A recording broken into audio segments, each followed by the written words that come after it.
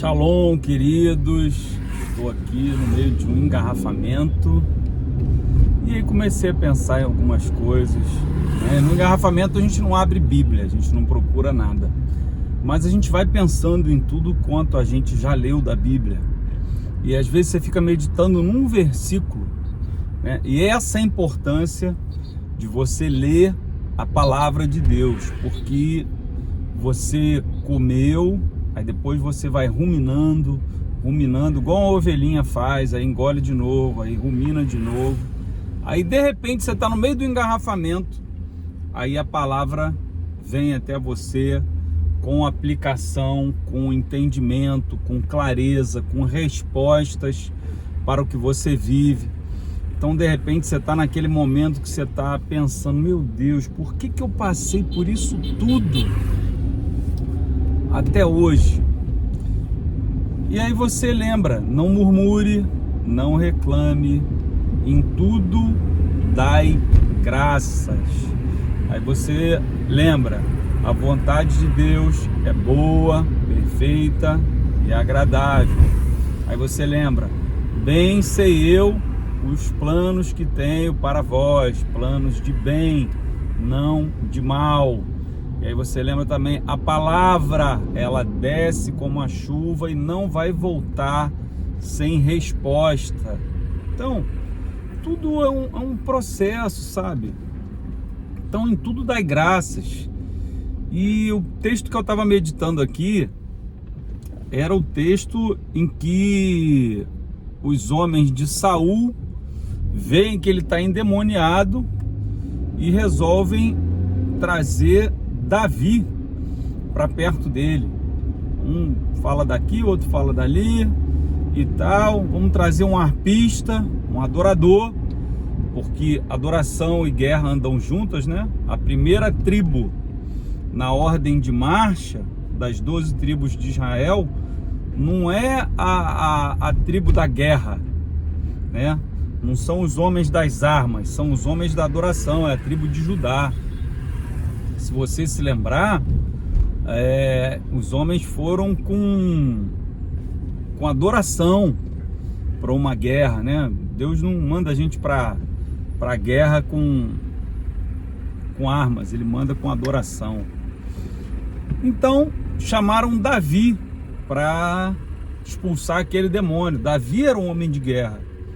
Prepara as minhas mãos para a guerra, para segurar a espada, e os meus dedos para a batalha, para ele tocar a harpa e expulsar os demônios, para ele vencer principados e potestades, porque ele entrava na tenda do encontro, ele estava no pasto adorando ao Senhor, e ali ele estava se preparando para ser um adorador, um vencedor. E aí, por falar em mãos que seguram a espada, eu fiquei pensando, então por que por tantas vezes a gente passa, por exemplo, seja no trabalho ou seja na sua vida espiritual, né, no seu ambiente de igreja, na tua congregação, na comunhão dos santos ali, para que era para ser uma comunhão dos santos, por que a gente passa por tantos líderes como Adoni-Bezeque, né? Para quem não se lembra, Adoni-Bezeque, ele cortava o polegar, arrancava o polegar de todo mundo, de todo rei que ele vencia a guerra, ele arrancava o polegar e botava para comer migalha debaixo da sua mesa. E arrancava o polegar também, o dedão do pé, para não correr. Por que o polegar da mão? Porque aí o cara não mete a mão na espada. Então assim, vamos voltar para Davi. Davi estava lá, Saul agradou-se dele, trouxe ele para perto, né? Quando Davi venceu Golias, ele falou, de quem é esse menino? De quem é o pai desse menino? De quem esse menino é filho? Ah, ele é filho de Jessé. Então, irmãos, enquanto Davi tocava harpa para Saul, Saul de vez em quando se irava e pegava uma lança e tacava em cima de Davi. Então, porque Saul era mau? Não, porque os demônios que agiam através de Saul conheciam a Davi, sabiam do chamado de Davi, sabiam que Davi foi ungido. Mas por que Davi tem que passar por isso? Porque nós temos que estar perto dos opressores mesmo. Davi tinha que estar perto do rei Saul para aprender como um rei deve agir e também para entender como um rei não deve agir. Lembre-se que Moisés foi criado no palácio, aprendeu com o faraó a ser líder, porque ele não ia aprender a ser líder no meio dos escravos. Davi não foi criado junto com seus irmãos ali de perto, ele foi criado lá no pasto. Por quê? Para não aprender, para não ser criado igual os irmãos dele que ficaram lá amedrontados. Ai meu Deus, esse gigante! Não, ele estava lá no pasto. E quando ele olhou para o Golias, ele só viu uma coisa: esse Golias aí, ele não é circuncidado, ele não crê no Deus que eu creio, ele não tem o Deus que eu tenho. E Davi foi para cima. Grandes líderes, né, às vezes são criados dentro do palácio do inimigo. Daniel passou muito tempo perto do rei, deixou para nós os seus escritos. Então, às vezes Deus vai te levar para perto de líderes mesmo que vão te lançar dardos inflamados para te derrubar, mas é o diabo que lança esses dardos inflamados. E quando isso acontecer, a gente se sente tentado a responder fogo com fogo, olho por olho, dente por dente. Mas lembre-se como Davi agia contra Saul.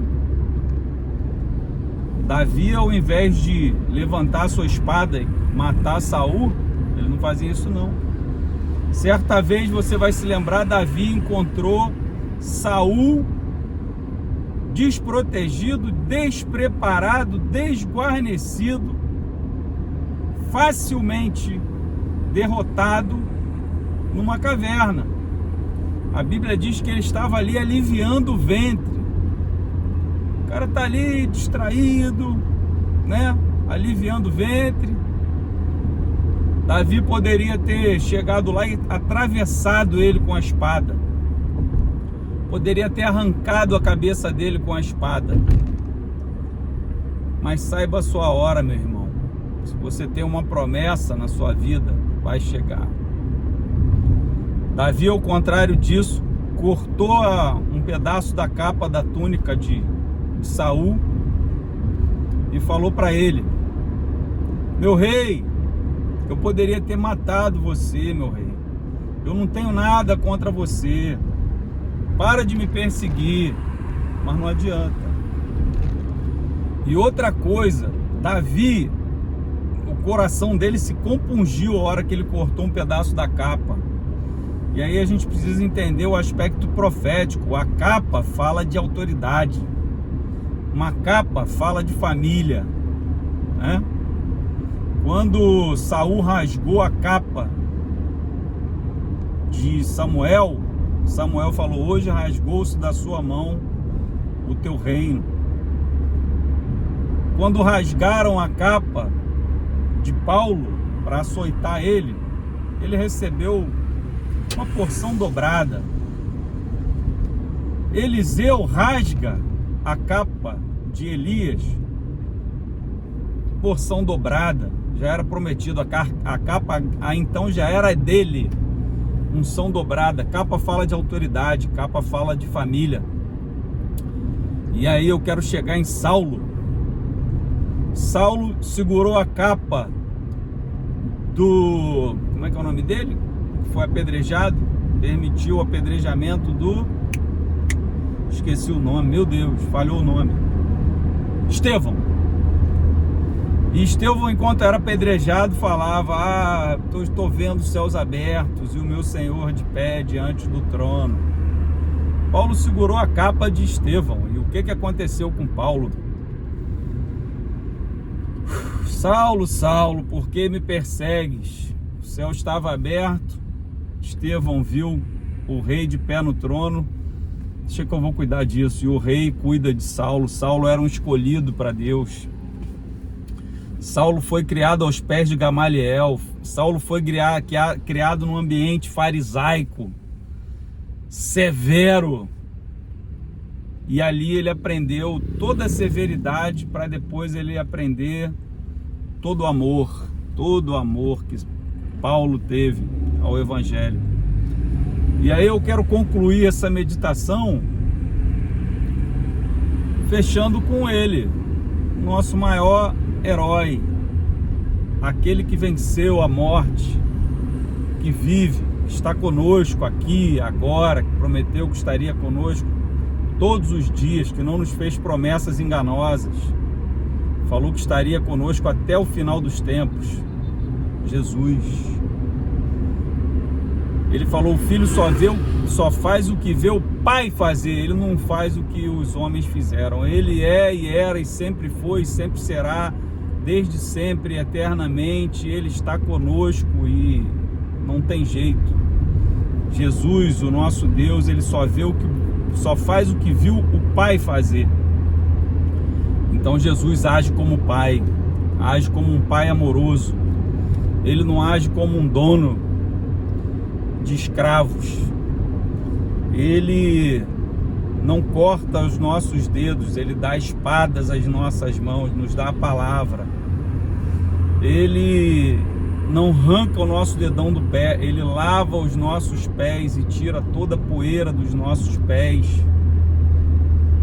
Isso fala dessa poeira que está sobre os seus pés, a poeira da traição, a poeira de líderes maus, a poeira de Adoni-Bezeques, a poeira de líderes opressores, a poeira dos faraós, a poeira do Egito. Não é à toa que Deus fala para Moisés: tira dos pés a tua sandália, essa sandália aí que pisou no palácio de Faraó, onde você foi criado. Tira dos pés essa tua mentalidade, porque esse lugar é santo. E o meu pensamento não é como o modo dos homens, o sistema mundo, mas é com amor, é com bondade, benignidade. E a justiça é a base do seu trono. Então é tudo diferente, meu irmão, tudo diferente.